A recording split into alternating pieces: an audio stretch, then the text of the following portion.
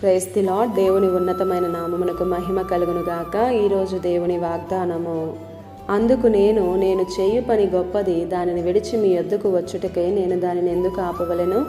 నెహెమ్యా గ్రంథము 6వ అధ్యాయం 3వ వచనము. ఈ ఉదయకాల సమయంలో సమర్థుడైనటువంటి దేవుడే మనందరితో మాట్లాడుతున్న మాట. అందుకు నేను చేయు పని గొప్పది అని అంటున్నాడు నెహెమ్యా. నేను కూడా దేవుని పని చేస్తున్నా. ఈ పని చాలా గొప్పది. నెహెమ్యా ఉద్యోగమును విడిచిపెట్టి రాజు దగ్గర పానదాయకుడిగా పనిచేసేవాడు. నెహెమ్యానే త్రాగి రాజుకి ఇవ్వాలన్నమాట.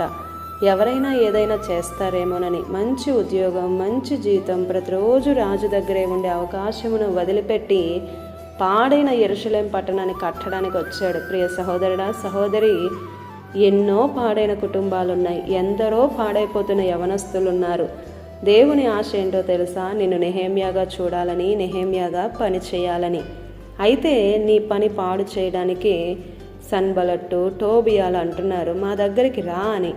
నా దేవుని పని ఇది చాలా గొప్పది, దానిని నేను విడిచిపెట్టి రాను అని అంటున్నాడు. ఒక పని వదిలేశాను, ఎందుకో తెలుసా? దేవుని పని కోసం అని. అందరినీ విడిచిపెట్టేసా, ఆ పని గొప్పదని అంటున్నాడు నెహెమ్యా. ఆ పనే నేను చేస్తే నన్ను ఆ పనే గొప్పవానిగా చేస్తుంది.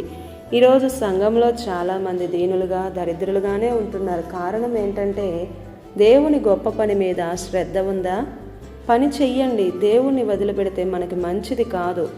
ఇశ్రాయేలీలంతా అంటున్నారు, మా దేవుని మందిరమును మేము విడిచిపెట్టము అని.